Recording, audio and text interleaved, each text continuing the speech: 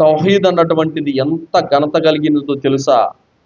ఈ తౌహీదును స్థాపించడానికే అల్లా సుబ్హానహు తాలా 1,24,000 మంది ప్రవక్తలను ఈ భూమండలం మీదికి ఆవిర్భవింపజేశాడు. ఈ తౌహీదును స్థాపించే ప్రయత్నంలోనే ప్రవక్త నూహ్ అలైహిస్సలాం వారు 950 సంవత్సరాలు నిరంతర కృషి చేశారు. ఈ తౌహీదును స్థాపించే ప్రయత్నంలోనే నూహ్ అలైహిస్సలాం వారు తన జాతికి, తన భార్య బిడ్డలకు సైతం శత్రువైపోయాడు. ఈ తౌహీదును స్థాపించే నిమిత్తమే ఇబ్రాహీం అలైహిస్సలాం వారు తన కన్న తండ్రికి శత్రువైపోయాడు, తన జాతికి శత్రువైపోయాడు. ఈ తౌహీదును స్థాపించే నిమిత్తమే ఎంతో మంది ప్రవక్తలు చంపబడ్డారు. ఈ తౌహీదును స్థాపించే నిమిత్తమే ప్రవక్త ముహమ్మద్ సల్లల్లాహు అలైహి వసల్లం వారిని ప్రాణం కంటే ఎక్కువగా ప్రేమించిన సొంత బాబాయిలే శత్రువులుగా మారిపోయారు.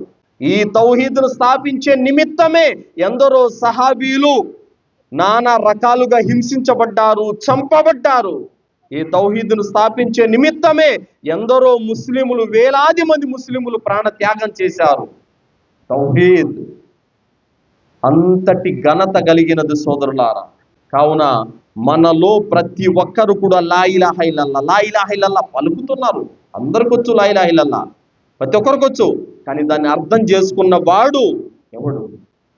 ఎవరైతే లా ఇలాహ ఇల్లల్లాహ్ను అర్థం చేసుకున్నాడో అతను 100 మంది తన గొంతు మీద కత్తి పెట్టినా కూడా అతను ఓ విగ్రహం దగ్గరికి వెళ్ళి పూజ చేయడు, ఒక చర్చి దగ్గరికి వెళ్ళడు, ఒక దర్గా దగ్గరికి వెళ్ళడు, ఒక తాయెత్తు కట్టుకోడు, ఒక దారం కట్టుకోడు, ఒక మూఢనమ్మకాన్ని నమ్మడు, ఒక వాస్తు చూయించుకోడు, ఒక జ్యోతిష్యం చూయించుకోడు. అల్లాను తప్ప ఇంకెవరిని నమ్మడు. ఇది తౌహీద్ యొక్క ఘనత. ఒక వ్యక్తికి సకల ఐశ్వర్యాలు, ఆస్తి అంతస్తు, సిరి సంపదలు, అధికారాలు అన్నీ ఉన్నా కూడా తౌహీద్ లేకపోతే తనకు మించిన దౌర్భాగ్యుడు ఇంకెవ్వడు లేడు.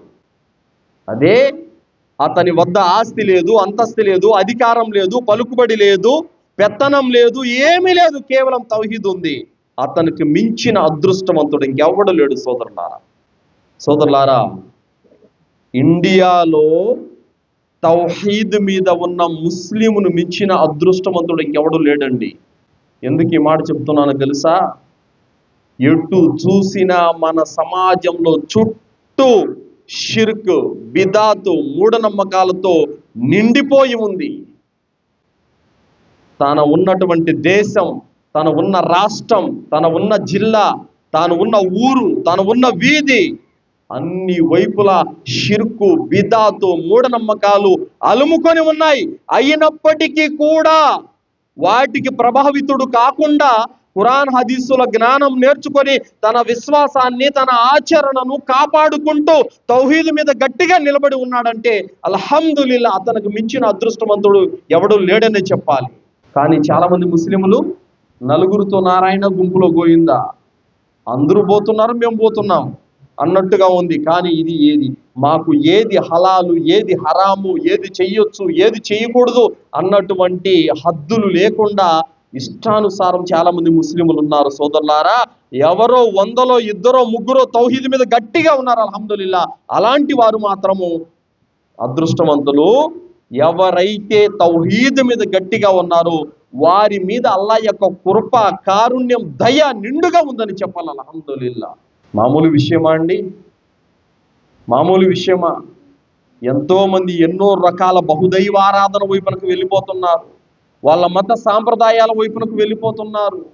కష్టాలు, రోగాలు, జబ్బులు వచ్చినప్పుడు ఏవేవో కట్టుకుంటున్నారు.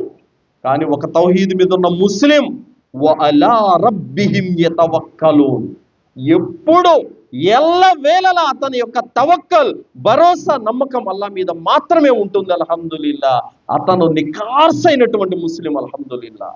కావున ఒక ముస్లిం తౌహీద్ లేకపోతే గనక ఎలాంటి లాభం లేదు సోదరులారా.